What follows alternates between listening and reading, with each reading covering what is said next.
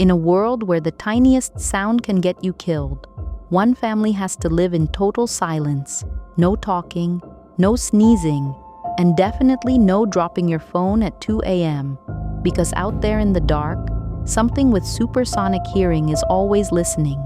And trust me, out here, even a fart could be your last. Hey, I'm Mila. Don't say I didn't warn you. This story gets under your skin in the worst way. Let's begin. On the 89th day after monsters fell to Earth, this family is searching for basic supplies in an abandoned convenience store. This woman, she's the mother of 3 children. They speak to each other using sign language and live in complete silence. This kid, he's the eldest child. This kid, who looks a little sick, he's the second child. And this kid, who still loves playing with toys, he's the youngest. This man, he's the father, leading them through the store. Kind of like a family grocery trip, except dropping a can here could literally kill you. Then, when Bo tries to take a toy that makes noise, his father forbids it.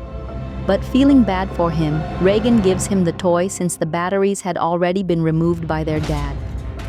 However, little Bo, still just a curious kid, secretly takes the batteries and puts them back in without anyone knowing. After gathering their groceries, they walk back home. When they're about to cross the bridge, the kid suddenly turns on the toy. His father hears it and tries to run toward him, but suddenly,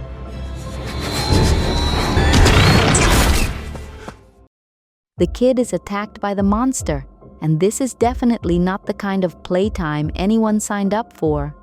472 days later, it's discovered that 3 monsters roam within the Abbott family's territory.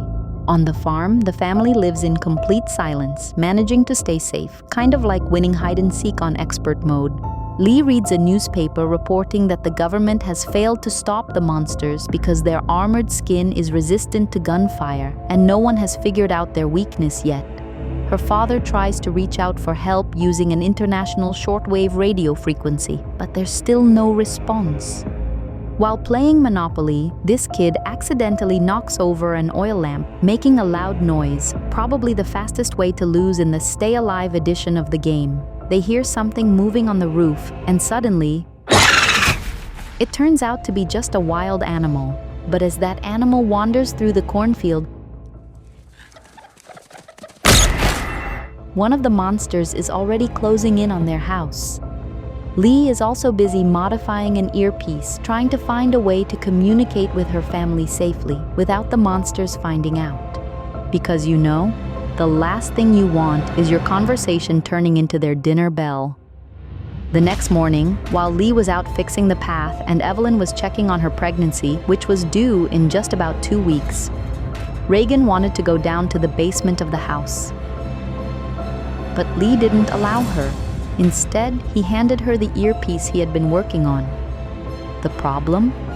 Reagan didn't trust it because her dad's upgraded earpieces had a habit of, well, not working at all.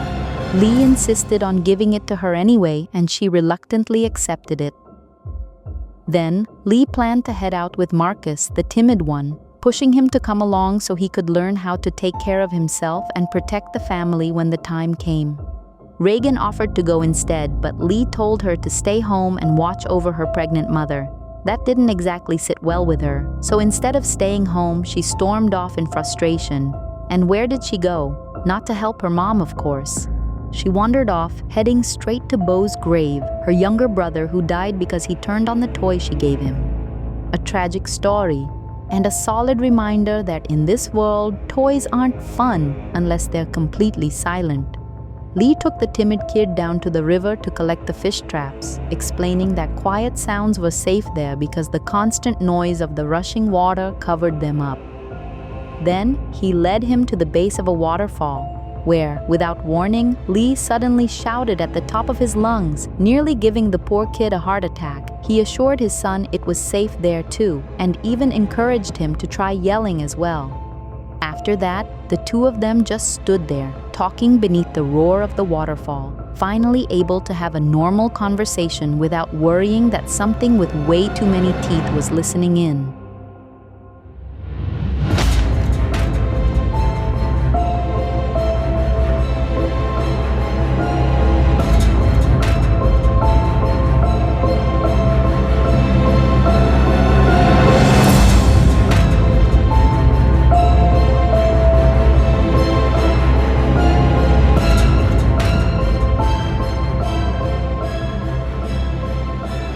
Then they head back home, and along the way, they spot two people, looked like a husband and wife. The wife was lying on the ground, and the husband, he just looked completely broken.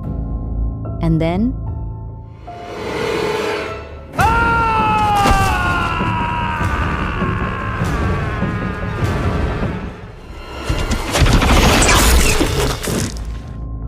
meanwhile, Evelyn, heavily pregnant, was taking laundry from the basement, but she didn't notice her laundry bag snagged on a nail. When she yanked it free, the nail stood upright like it was ready for war. She hung the clothes outside, and later that night, her water broke. She headed downstairs, completely unaware of the nightmare waiting for her. As she stepped on the stairs, her foot came down right on that nail. The pain made her drop what she was holding. She immediately switched on the red warning lights, a silent family signal for we're in serious trouble. She hurried to hide, but suddenly,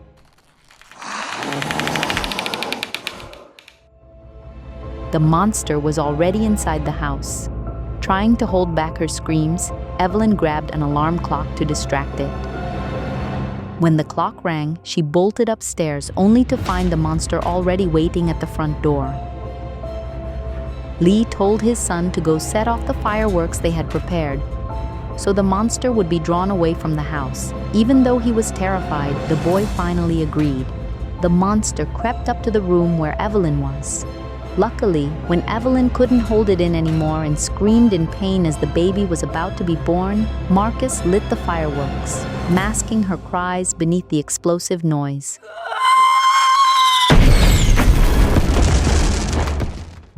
Lee rushed in, and the monster was gone. He found his wife and newborn, then quickly led them to another room. But the baby started crying, nature's way of saying, "Hi monsters, free buffet over here." Lee hurried downstairs to the soundproof room and covered the entrance with a mattress. The monster came, searching for the noise, while Lee gently placed the baby inside a wooden box fitted with an oxygen supply. Marcus, the scaredy cat of the family, heard the noise and bolted straight into the cornfield. In his panic, he crashed into an old tire and tumbled to the ground. Reagan, who had seen the fireworks, immediately ran toward the house. On the way, she had no idea a monster was stalking right behind her. Then, out of nowhere, her earpiece let out a piercing noise, making the monster screech in pain and retreat.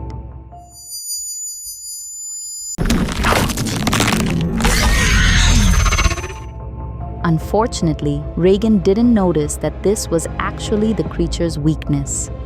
Spotting a flashlight beam, Reagan reunited with her little brother. They headed to the corn storage area and lit a fire, a signal to say, "We're safe, for now. Unless, something with claws shows up." Lee went upstairs to check, but the monster was already gone. He planned to search for his kids, completely unaware that a water pipe had burst. Checking the CCTV, he saw the fire his kids lit had already gone out. Downstairs, Evelyn woke up and noticed water pouring in from above. Looking around, she realized the entire room was now flooded. Oh, and a monster was in there too. Drawn by the sound of running water, it tried to snatch her baby. Suddenly, clutching her baby, she slipped behind a curtain of falling water, trying to stay hidden, but the monster was slowly moving toward her. At the same time, the two kids were getting tired of waiting for their dad, and Reagan wanted to leave, while Marcus insisted on staying until their father came to get them. While they were arguing, Marcus fell into the grain storage. The noise ended up saving the mother and her baby because the monster immediately ran toward the boy. Seeing her brother fall, Reagan jumped in and tried to help him. They struggled not to sink into the pile of corn, kind of ironic to survive a monster attack only to get eaten by breakfast food. When they finally escaped the grain suction trap, suddenly, the monster attacked them but quickly fled in pain when Reagan's earpiece emitted that sound again. Lee, who had been searching for his children, finally found them. Evelyn also spotted this on the CCTV. As they were about to head home, Lee sensed something and grabbed an axe, but suddenly,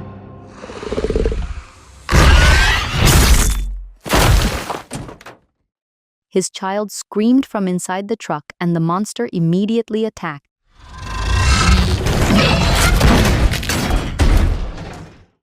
Seeing this, Lee was forced to sacrifice himself so his children could survive. As he shouted, Marcus pulled the truck's handbrake and they rolled away from the danger.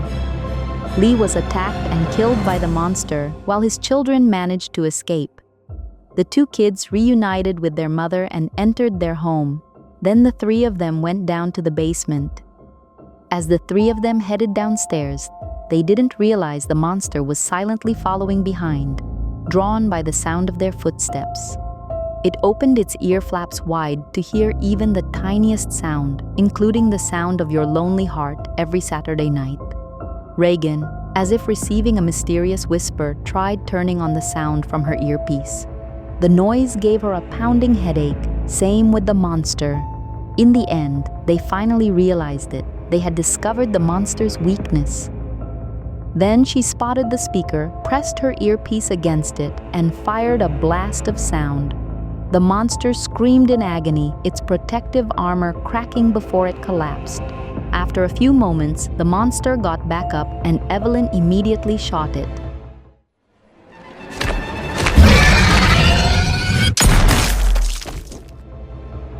Without its Goku-level tough skin, the bullet went straight through, killing it instantly.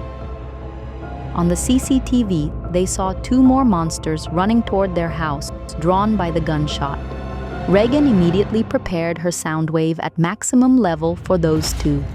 And Evelyn, well, she was ready to deliver the final fatality.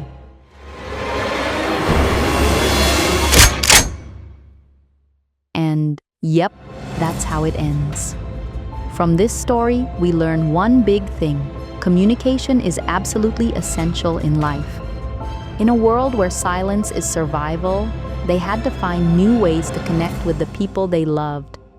So for all of you out there who are still single, maybe go ahead and tell that person how you feel before monsters like these show up on Earth. Just saying. Thanks so much for watching all the way through. Don't forget to hit that like button and subscribe, and turn on the bell so you don't miss any of my latest creepy uploads. I'll see you in the next video. Bye-bye.